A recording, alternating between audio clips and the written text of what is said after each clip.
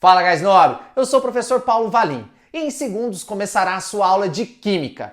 Para ficar por dentro de todo o conteúdo publicado em nosso canal, basta se inscrever e ativar as notificações. Você também pode acessar o nosso site para conteúdos exclusivos, exercícios, monitoria, material didático e muito mais. Então, já deixa o seu like e bora reagir! Fala, gás nobre, tudo bem? Preparado para reagir? Essa é a primeira aula do nosso curso. E nela, vamos entender qual é o papel da química, onde ela está presente na nossa vida e vamos ver também um breve histórico do seu desenvolvimento ao longo dos séculos. Então, roda a vinheta e bora para a nossa aula!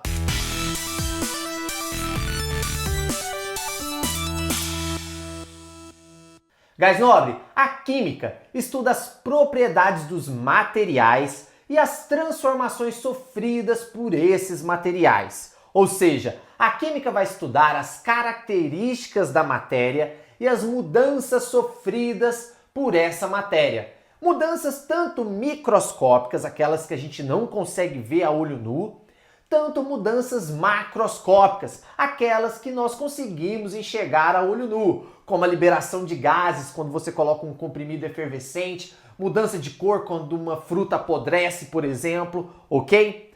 A química está em todo lugar. Pegue o plástico, por exemplo, um produto químico derivado do petróleo criado em 1907. Agora pare um segundo, olhe ao seu redor e veja quantos lugares o plástico está presente. Ó, só aqui no meu estúdio eu vejo o braço da cadeira, eu vejo as canetas, eu vejo esse material aqui, o quadro, eu vejo a carcaça do ar-condicionado, das luzes, do suporte da minha câmera, o corpo da minha câmera, tudo isso é plástico. Já imaginou a sua vida sem plástico? Porém, a química não está só ao nosso redor, ela está também dentro da gente. São milhões de reações químicas que acontecem o tempo todo dentro do nosso corpo e que nos mantêm vivos. São reações químicas que levam a imagem desse vídeo até o seu cérebro.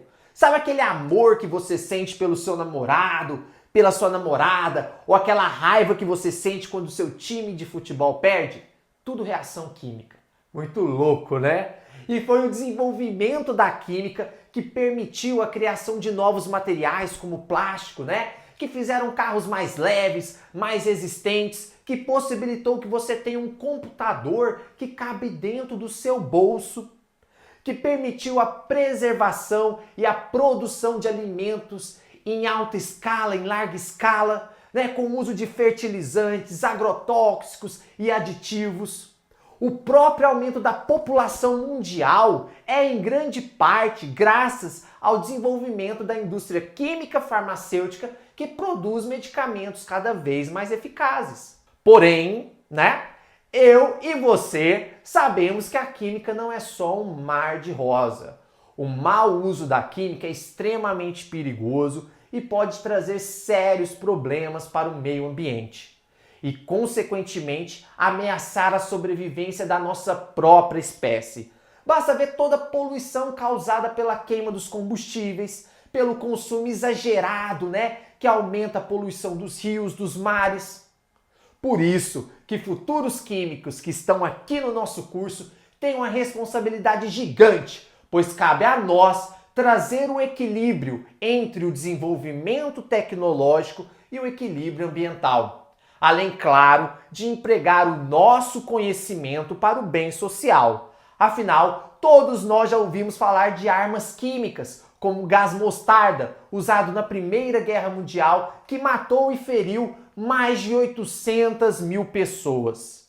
Portanto, galera, como o tio Ben já dizia, com grandes poderes vem grandes responsabilidades. Combinado? Agora, eu quero aproveitar esse vídeo, tá? Para me queixar. Agora, por quê? Se tem uma coisa que me deixa pé da vida é quando a minha mãe fala para mim: para de comer ketchup, meu filho, esse negócio é cheio de química. Uai, mãe, pera aí, né? Por quê? Constantemente eu ouço a palavra química sendo usado como sinônimo de algo tóxico, poluição ou veneno. Calma lá. quando você come uma laranja cheia de vitaminas, fibras, aminoácidos, o que são essas coisas? São compostos químicos. Então, quando você come a laranja, também tem química ali. Então, ó, nada de usar a palavra química para referir a coisa ruim. Eu já falei para minha mãe. Falasse, ó, pare de comer esse ketchup, porque esse negócio é cheio de substâncias químicas nocivas à saúde. Então, galera, ó, vocês que estão aqui, vamos respeitar a química. A química não está somente ligada a coisas ruins, beleza? Tudo que nos cerca é química. Mas enfim, quando que surgiu a química? Olha, a química é uma jovem senhora, é uma ciência relativamente nova se comparada à matemática. A química, como ciência da maneira que nós conhecemos hoje, surgiu aí no século 17. Porém, o homem primitivo, quando descobriu o fogo, mesmo sem saber, tinha acabado de produzir um processo químico. A queima é um processo químico. E com esse processo químico, ele acabou fazendo outros processos químicos. Quando ele usou o fogo para cozinhar alimentos, quando ele usou o fogo para produzir objetos de cerâmica. Cerca de 1500 anos antes de Cristo, os egípcios já fabricavam objetos de argila, vidro, bronze, cosméticos e até cerveja. Ô louco, né? E por volta de 470 a.C., dois gregos, Leucipo e Demócrito, propuseram que toda a matéria seria formada por partículas minúsculas, denominadas átomos. Átomo, que é uma palavra grega que significa não divisível. Eles pensaram assim, ó, pega essa maçã. O que acontece se eu dividir essa maçã na metade? Eu vou ter metade da maçã? E se eu dividir a metade da maçã? Eu vou ter a metade da metade. E se eu dividir a metade da metade da metade? Eu vou ter a metade da metade da metade. E se eu for dividindo, vai chegar no momento que eu não consigo dividir mais. E esse momento, né, esse menor momento da matéria que eu não consigo dividir era o átomo, ok? Hoje sabemos que o átomo sim pode ser dividido, mas não se preocupe porque nós vamos aprofundar nesse assunto no módulo 2, beleza? Enfim, acontece que na mesma época, um outro filósofo chamado Aristóteles disse que tudo que existia era formado na verdade por 4 elementos básicos: água, ar, fogo e terra. E infelizmente, as suas ideias fizeram mais sentido na época do que as ideias de Leucipo e Demócrito e perduraram por vários séculos, ok? Aí chegamos na Idade Média e aqui o bicho pegou, pois na Idade Média foi uma mistura das filosofias gregas, ok? Com a tecnologia egípcia e o misticismo das religiões. E a união desses conhecimentos científicos da época com o misticismo das religiões deu origem ao que nós chamamos de alquimia.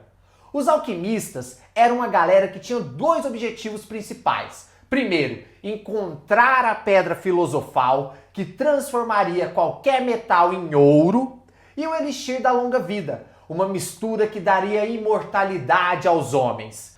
Parece maluco demais, mas foi a fracassada busca por essas maravilhas que fez a química florescer. Durante essas buscas, pela pedra filosofal e pelo elixir, descobriram-se elementos químicos, aperfeiçoou-se técnicas de metalúrgica, descobriu-se novas substâncias como a pólvora. Pô, imagine como a descoberta da pólvora mudou os combates para sempre. Porém, a grande desvantagem desse período foi a falta de organização de um sistema e do compartilhamento de dados e resultados. Muitos alquimistas usavam códigos secretos para sua pesquisa. Afinal, se você está em busca da pedra filosofal ou do elixir da longa vida, não é alguma coisa que você quer sair aí contando para todo mundo se você descobrir. E isso colocou a química em um buraco negro por muito tempo. Por sorte, 2 grandes cientistas, Robert Boyle e Lavoisier, já no fim do século 17 mudaram esse jogo e deram à química um status científico, tornando-se mais experimental e menos filosófica, com a publicação dos seus trabalhos de forma que qualquer pessoa, em qualquer lugar do mundo, pudesse reproduzir as mesmas condições que eles e obter o mesmo resultado que eles obtiveram. E isso foi incrível, porque agora era possível sistematizar os dados, os resultados, e isso possibilitou um grande avanço da química. Por isso, até hoje, Lavoisier é conhecido como o pai da química moderna.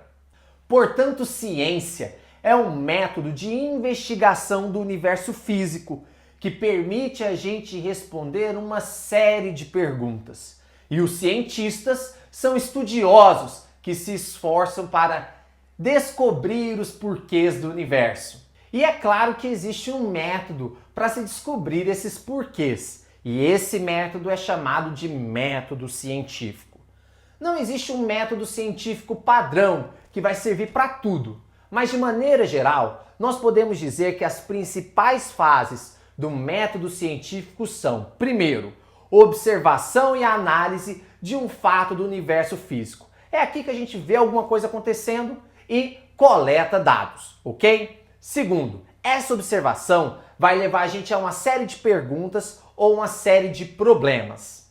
Terceiro, nós vamos tentar elaborar hipóteses para explicar esse fato que nós estamos observando. E quarto e último, nós vamos projetar um experimento onde nós vamos conseguir testar a nossa hipótese. Esse experimento pode confirmar a nossa hipótese ou gerar uma nova hipótese. Vamos lá!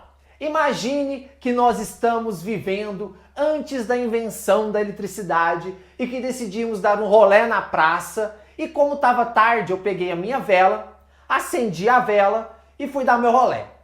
Porém, ao caminhar, o vento vinha e apagava a minha vela.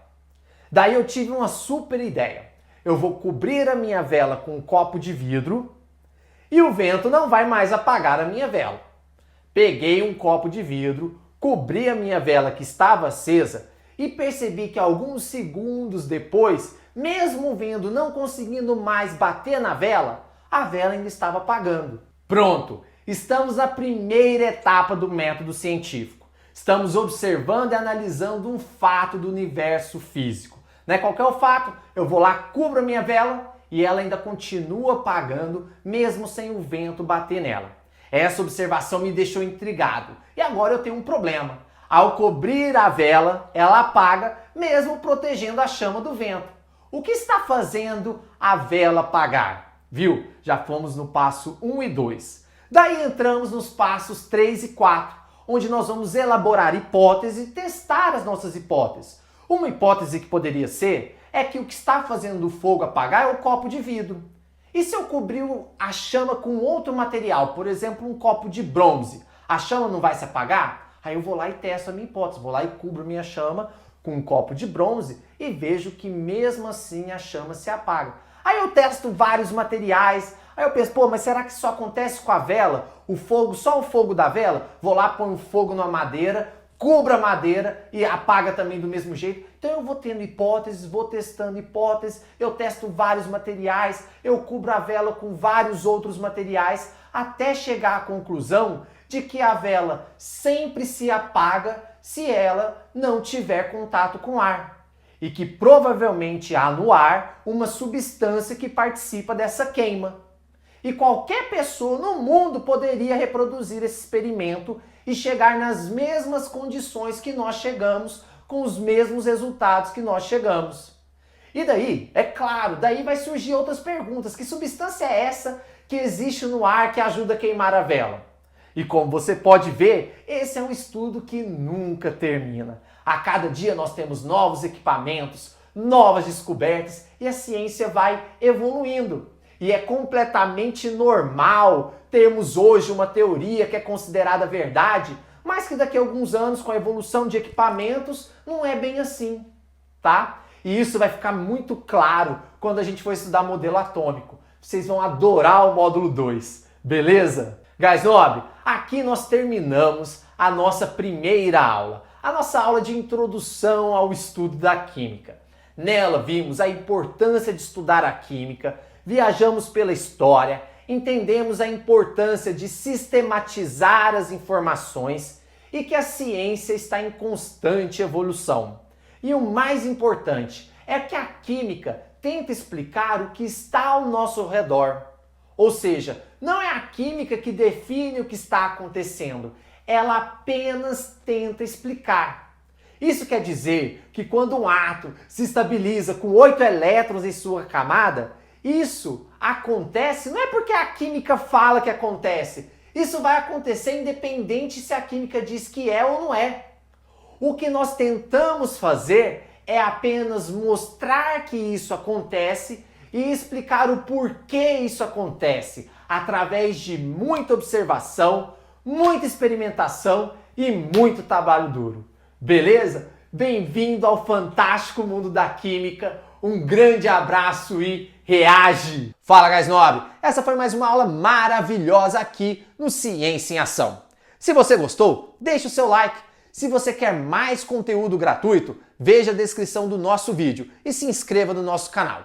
Agora, se você quer uma preparação completa para o Enem e vestibulares, conheça agora a nossa plataforma cienciaação.com.br. Um grande abraço e te vejo na nossa próxima aula.